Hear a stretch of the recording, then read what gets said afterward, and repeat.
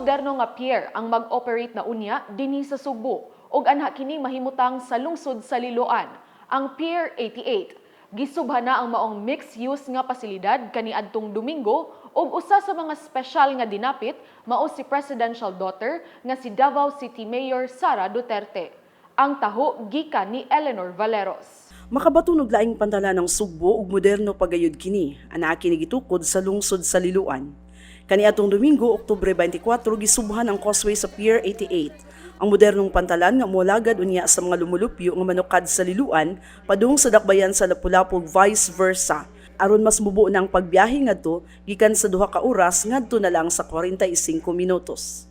Sa samang adlaw gilunsad usab ang bagong top-line C-bus nga modunggo sa maong pantalan. Ang maong C-bus mogamit na sa bagong teknolohiya sama sa QR codes ug automated ticketing system aron mas paspas kini ug mas convenient sa mga pasahero.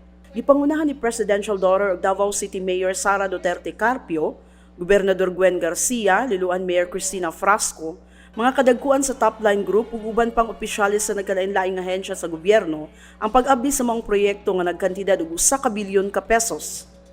Ipunduhan kini pinaagi sa public-private partnership kun PPP. Aduna usab unyay mga commercial establishments sa maong pantalan, sama sa fast food ug coffee shops. It's one of our very exciting projects because our port gives a direct impact to the community and can spur economic activity in the north, help decongest traffic in Metro Cebu, and create more jobs for the people. Our vision for Liloan is for it to become the premier city in the province of Cebu that is an ideal place to live, study, work, and invest.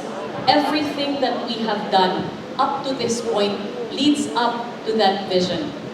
The prime purpose of which is to ensure a high quality of life for the Liloanos.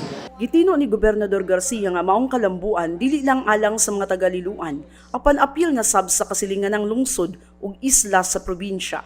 With the construction of a causeway and the provision of a C-bus or several C-buses, traffic congestion might be eased, but more than that, our over 10,000 commuters that regularly fly the Lapu-Lapu, Liloan, and the rest of our northern towns route,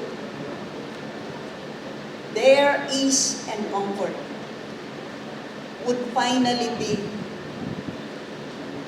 given by this service. Ang maong pantalan gilantaw nga mahimo ng operational sunod tuig apan adunay dry run sa C-bus karong umaabot nga Disyembre. Uban sa taho ni Paula Mendoza, Eleanor Valeros, Balita sa Subo.